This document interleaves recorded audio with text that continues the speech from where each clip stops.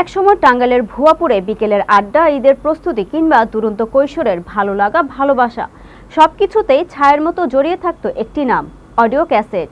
আর এই অডিও জগতের প্রাণকেন্দ্র ছিল ভুয়াপুর বাজারে লাকি রেকর্ডিং।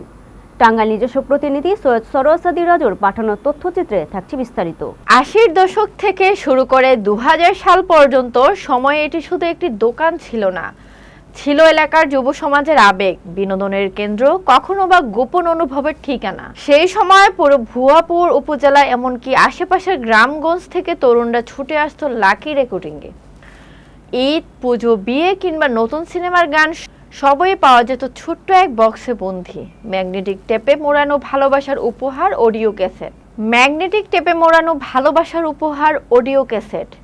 কেউ শুনতো এলআরবি ব্র্যান্ডের প্রয়াত আয়ুব বাচ্চুর ফেরারি এই মনটা আমার, কেউ বা খুঁজতো ডিজিটাল ব্র্যান্ডের গাওয়া ডাক পিয়নের হাজার চিঠির ভিড়ে।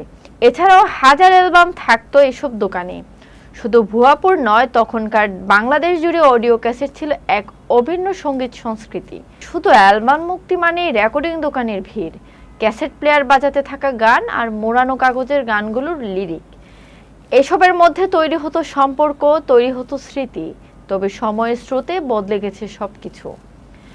২০০০ সালের পর ডিজিটাল যুগের আবির্ভাব, ক্যাসেট হারিয়ে যেতে শুরু করে।